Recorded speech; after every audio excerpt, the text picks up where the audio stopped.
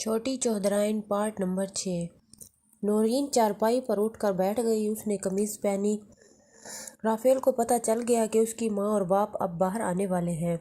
وہ دبے قدموں سے واپس اپنی چارپائی پر آ کر لیٹ گیا۔ اس کی نونی ابھی بھی ساخت تھی۔ وہ چارپائی پر بائیں پہلو کے بل لیٹ گیا۔ مخالف سائیڈ پر اس کے باپ کی چارپائی تھی۔ وہ سوتا بن گیا۔ تھوڑی دیر بعد اسے کمرے کی کنڈی کھلنے کی آواز سنائی دی۔ پھر نلکا چلنے کی آواز آئی۔ اس کا مطلب ہے کہ اس کی ماں اور باپ نہا رہے تھے۔ تھوڑی دیر بعد چارپائی پر آ کر لیٹ گئے۔ نورین ہلکی آواز میں بولی، فرید اب بتاؤ بڑی چودھرانی والی کیا بات ہے؟ یہ تم نے مجھے کیوں نہیں بتایا؟ فرید بولا، اب سو جاؤ، صبح پوچھ لینا، اب نیند نہیں آئے گی۔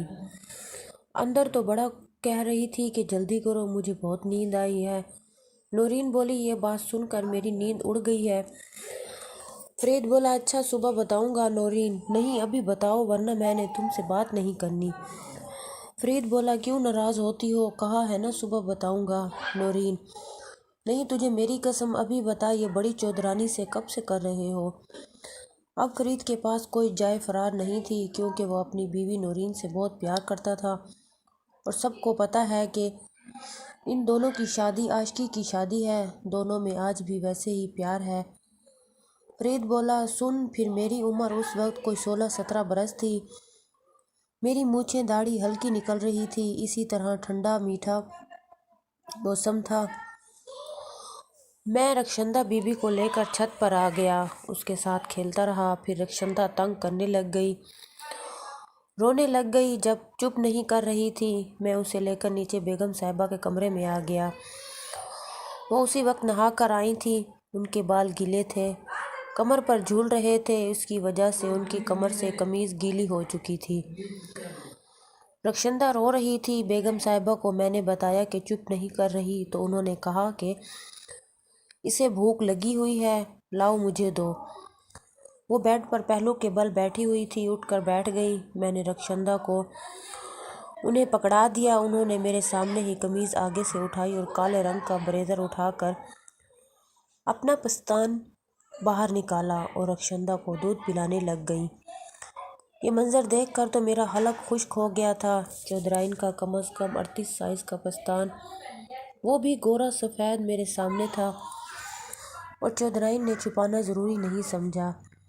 میں نے زندگی میں پہلی بار یہ نظارہ دیکھا تھا۔ میری تو ٹانگیں کانپنے لگ گئیں۔ لطیف بیگم نے پوچھا، کوئی بات کرنی ہے فرید تم نے؟ میں چونک اٹھا، نہیں بی بی جی۔ لطیف بیگم بولی، اچھا ٹھیک ہے، اور مسکرانے لگ گئی۔ میں شرم کے مارے باہر برآمدے میں آ کر بیٹھ گیا۔ تھوڑی دیر بعد بی بی جی نے آواز لگائی۔ میں اندر گیا تو وہ بال بنا رہی تھی۔ شیشے کے آگے بیٹھ کر انہوں نے ایک دو کام میرے ذمے لگائے، مگر میں ان کے بال اور کمر کی طرف دیکھتا رہا، کیونکہ اس سے پہلے کبھی ایسا ہوا نہیں تھا جو آج ہوا تھا۔ ان کی نند چھوٹی چودھرائن رومانہ کی عمر اس وقت تقریباً 14 سال تھی۔ میں کمرے سے باہر نکل آیا اور بڑی بی بی کے بتائے کام کرنے لگ گیا۔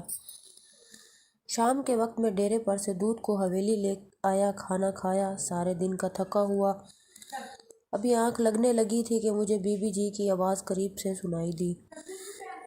میں جلدی سے اٹھ بیٹھا۔ میری عادت تھی رات کو قمیض اتار کر سونے کی۔ اس معمول کے مطابق میں قمیض اتار کر سو رہا تھا۔ میں مطمئن تھا کہ اب اوپر کوئی نہیں آئے گا، مگر بڑی بی بی جی آ گئی۔ میں نے جلدی جلدی قمیض سرانے والی طرف سے اٹھا کر پہنی اور پوچھا، جی بی بی جی؟ لطیف بیگم بولی، فرید آج برکت نہیں آئی، مجھے پاؤں میں موچ آنے کی وجہ سے درد ہے، میرے پاؤں کی مالش کر دو۔ میں بی بی جی کہہ کر نیچے ان کے کمرے میں آ گیا۔ دونوں بچیاں سو رہی تھیں۔ جھولے میں ان کے روم کی لائٹ جل رہی تھی۔ وہ آگے چل رہی تھیں، میں پیچھے چل رہا تھا۔ ان کے پچھواڑے چلتے ہوئے محسوس کروا رہے تھے کہ ان پر کافی گوشت چڑھا ہوا ہے۔ ان کی کمر پر جب نظر پڑی تو بریزر کی پٹی نظر نہیں آئی۔ اس کا مطلب تھا کہ وہ بغیر بریزر کے تھیں۔ انہوں نے ہلکے فیروزی رنگ کی قمیض پہنی ہوئی تھی۔ جب انہوں نے اس کی طرف رخ کیا تو مجھے یقین ہو گیا کہ انہوں نے نیچے کچھ نہیں پہنا ہوا تھا۔ ان کے 38 سائز کے بالز ہل رہے تھے۔ ان کے سائڈ ٹیبل پر پڑی ہوئی تیل کی چھوٹی سی بوتل اسے پکڑائی اور خود پہلو کے بل لیٹ گئی اور کہا کہ دائیں پاؤں اور پنڈلی کی مالش کرو۔ بیڈ کے کنارے پر بیٹھ گیا، ہلکا سا ہتھیلی پر تیل لگا کر پاؤں کے تلوے اور اوپر کی مالش شروع کر دی۔ الٹی لیٹے ہوئے ان کے پچھواڑے مزید باہر کو نکلے ہوئے محسوس ہو رہے تھے۔ دل کی دھڑکن زیر و زبر ہو رہی تھی۔ پہلی بار یوں کسی غیر عورت کے قریب ہوا تھا۔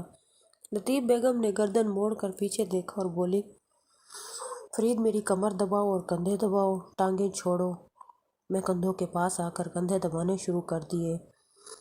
کیا نرم و ملائم جسم تھا، یہ سوچ کر ہی اندر ہلچل مچ گئی تھی اور نیچے شیرو نے سر اٹھانا شروع کر دیا۔ لطیف بیگم کے سر کا رخ مخالف سمت پر تھا۔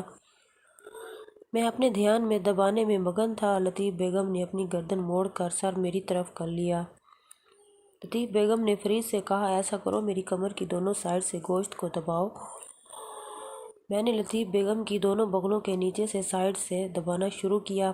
تھوڑا سا نیچے ہاتھ آیا تو چودرانی کے سنگتروں کی نرمی محسوس ہوئی۔ سنگترے کے گوشت پر ہاتھ لگتے ہی شیرو نے سر اٹھا لیا، بڑی مشکل سے کنٹرول کر رہا تھا۔